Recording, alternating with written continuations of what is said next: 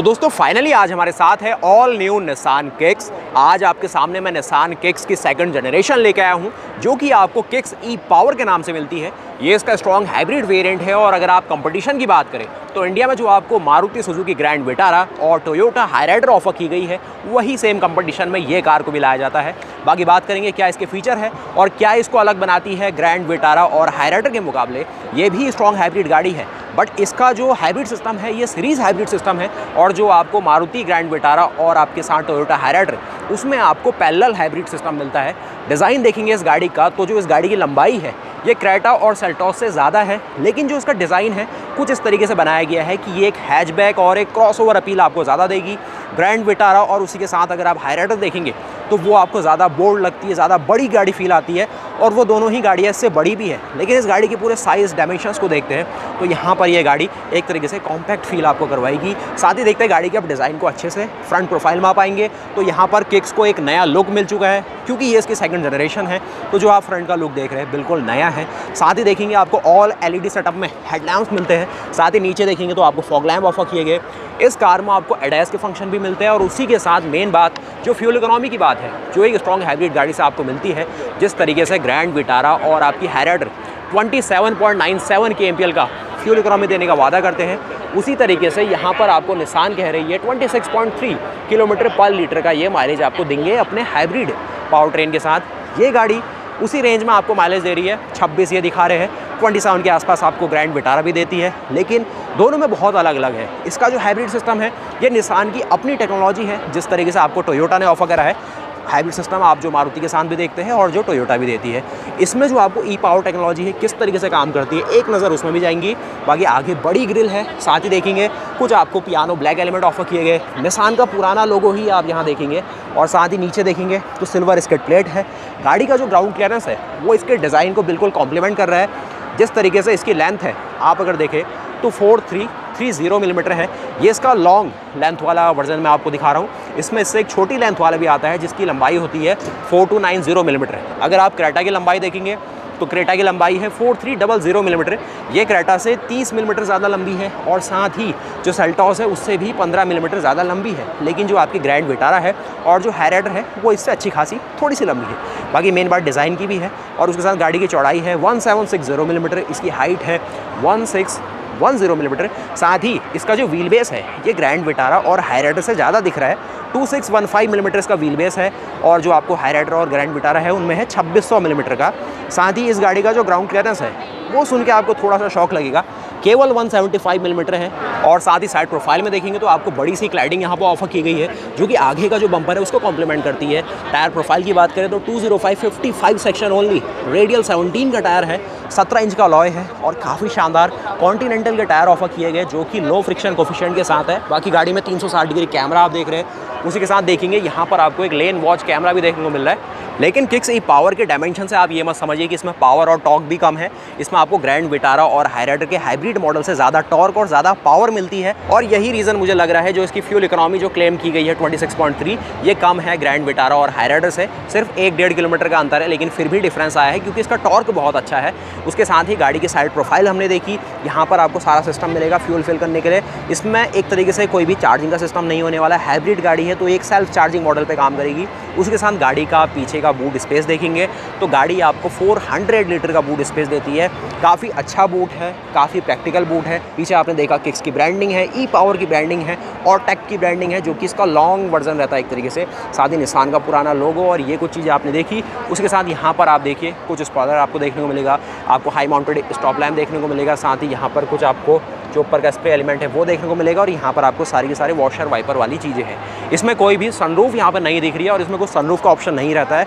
बाकी गाड़ी feature front में सब दे रही है। पीछे का लुक आप देखेंगे अभी भी पुरानी जो किक्स है उसी की तरह देखने को मिल रहा है। अब मैं आपको समझाता हूँ इसमें क्या क्या ऑफर किया गया, किस तरीके की पावर ट्रेन है, और फिर आपको ले चलूँगा इसके इंटीरियर की ओर। बाकी पीछे देखिए डिपार्चर एंगल, तो ये है इसका डिपार्चर एंगल। एक तरीके से सिटी कार बनाई गई है, एक क्रॉसओवर सेगमेंट को बिल्कुल कॉम्प्लीमेंट करती है।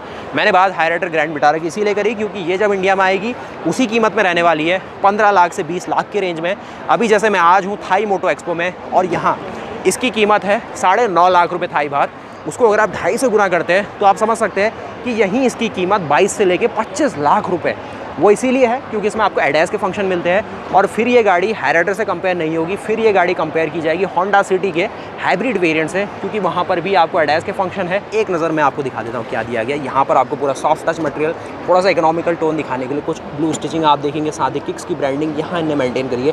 किक्स आज भी वैसे ही आता है जैसे आपको स्टार्टिंग से किक्स देखने को मिल रहा है। Blue shade, navy shade use किया गया। यहाँ पर आपको ऑल पावर विंडो देखने को मिलेगी, बेसिक फंक्शन है, कुछ यहाँ पर स्पीकर्स है। इस साइड देखेंगे प्रीमियम फीचर्स की अब बात की जाएगी। देखिए ये मिसिंग पार्ट आपको मिलता है। साथ ही फुली ऑटोमेटिक दिस इज़, वहाँ पर ब्रेक और वो सारी चीज़ें।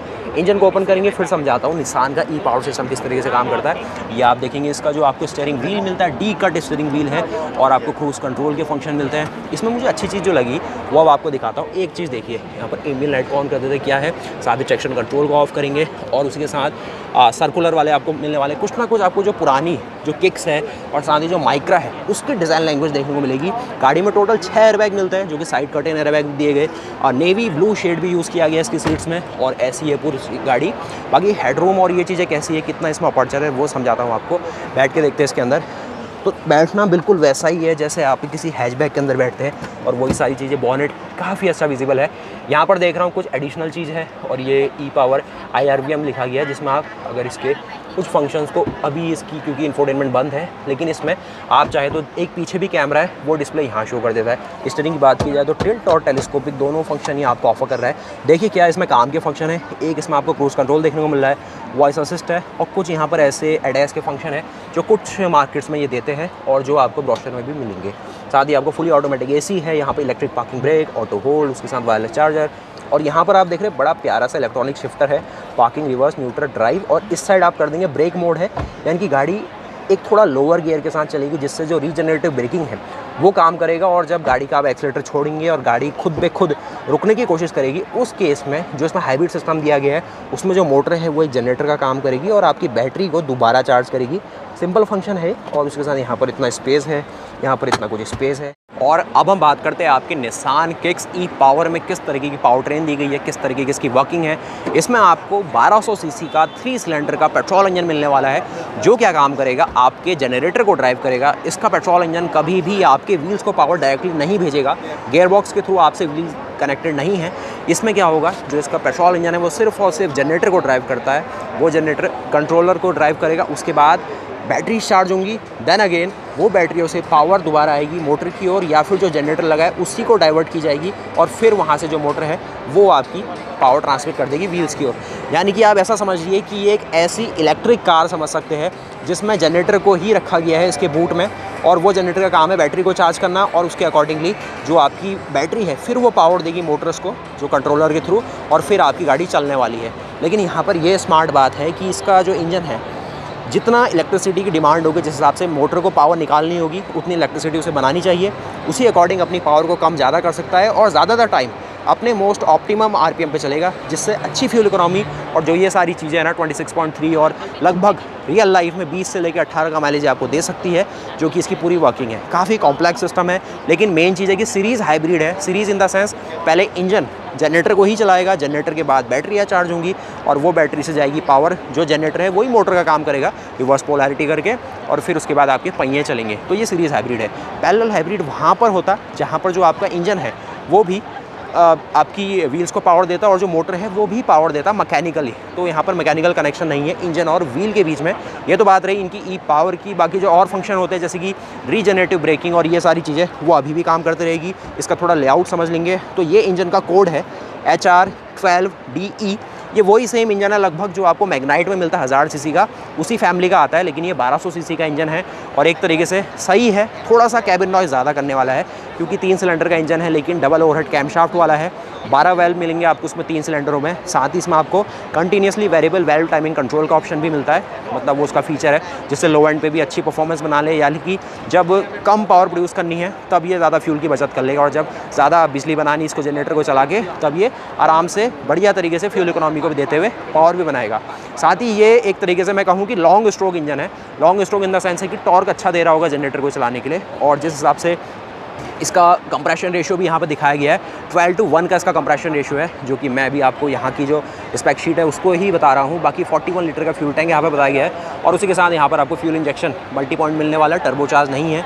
मतलब ओवरऑल ठीक है, लेकिन जो मैक्सिमम पावर ये बना के दे रहा है अपने एक तरीके से हाइब्रिड सिस्टम से, तो यहाँ पर बन रही है 136 हॉर्स पावर, जो कि 3400 आरपीएम के रेंज में है, और उसी के साथ 280 Nm का टॉर्क, जो कि इसका सबसे बढ़िया पॉइंट है। 280 Nm का टॉर्क बहुत अच्छा है, लेकिन अगर आप ये सिर्फ इंजन को पकड़ के चलेंगे, जो कि जनरेटर को चलाने वाला है, तो यहाँ पर ये 82 हॉर्स पावर बना रहा है और 103 Nm का टॉर्क है, तो वो भी ठीक है। क्योंकि मेन बात है कि आपको हमेशा पावर नहीं चाहिए। ये इंजन क्या करेगा, आपकी पावर बना के जनरेटर को चला के आपकी बैटरियों में चार्ज करेगा, और उसके बाद वो बैटरियों का काम है कि एक बल्क में झटके के साथ पावर दे दे मोटर्स को, जो चलाएंगी आपकी व्हील्स को। उसी से आपको 280 Nm का टॉर्क है। बाकी गाड़ी का यहाँ पर हुड इंसुलेटर दिया गया, क्योंकि ये 3 सिलेंडर का इंजन है, तो उस हिसाब से NVH इसमें अच्छे खासे होंगे। जैसे टोयोटा हाईराइडर में भी आपको M15 इंजन आता है, और यहीं से डिफरेंस भी क्लियर होता है। इस गाड़ी में आपको 1200 सीसी का इंजन है, लेकिन फिर भी जो इसका हाइब्रिड सिस्टम है ये अच्छी पावर बना रहा है। इससे ये पता चलता है कि इनने जो इसमें बैटरी कंट्रोलर या फिर मोटर कंट्रोलर लगाए हैं, ज़्यादा हैवी लगाए हैं। मोटर ज़्यादा बड़ी साइज़ की होगी, लेकिन फिर भी ये गाड़ी 1200 सीसी इंजन का यूज़ कर रही है अपने हाइब्रिड सिस्टम के लिए, और जो ग्रैंड विटारा और हाईराइडर है वो इस्तेमाल कर रहे हैं अपने 1500 सीसी इंजन को, जो कि M15 इंजन है। बाकी 3 सिलेंडर का इंजन है, तो 3 यहाँ पर आप मैनिफोल्ड देखेंगे, साथ ही उसके कुछ यहाँ पर आपको एयर इनटेक, ये पूरा चैसी का मेंबर है, और साथ ही यहाँ पर आप देखिए निसान ई पावर, इसी के अंदर सब कुछ छुपा हुआ है। सारे एक्चुएटर भी इसी में लगे हुए हैं, जो ये सारे हाई वोल्टेज लाइन आप देख रहे हैं, इसी के अंदर जो जनरेटर है उसी से पावर कभी बाहर आएगी। और उसी के साथ आप यहाँ पर देख रहे हैं कि जो ऑरेंज कलर के वायर है, सारे हाई वोल्टेज वायर्स है, पीछे भी देख रहे हैं, यहाँ पर भी देख रहे हैं। इनका काम क्या होगा, पावर या तो ये बाहर निकालेंगे जब ये इंजन इसके जनरेटर को चला रहे होंगे, या फिर जब आप गाड़ी से डाउन हिल में जा रहे हैं, जब आपने बी मोड इसमें लगाया हुआ है, तब क्या होगा, व्हील आपके जनरेटर को चलाएंगे। मतलब ऐसे मैकेनिकल कनेक्शन होंगे, बहुत ही कॉम्प्लेक्स है। तब क्या होगा, इंजन अपना फ्यूल कट ऑफ कर देगा, लेकिन जो आपका जनरेटर है वो एक रेजिस्टेंस क्रिएट करके मैकेनिकल एनर्जी को इलेक्ट्रिकल बना के बैटरी में चार्ज करेगा। और जब आपको पावर चाहिए तब क्या होगा, बैटरी से पावर आएगी, यही जनरेटर एक तरीके से मोटर का काम करेगा, या फिर इसके पैरेलल में दूसरा M2 जनरेटर लगा होगा, वो पावर बनाएगा। सही सिस्टम है। नीचे कवरिंग देखी जाए तो कवरिंग करी है, मतलब इतने छोटे कंपार्टमेंट में भी बहुत कुछ भरा हुआ है इनने, बहुत कम जगह में बहुत सही चीज़ काम करी गई है।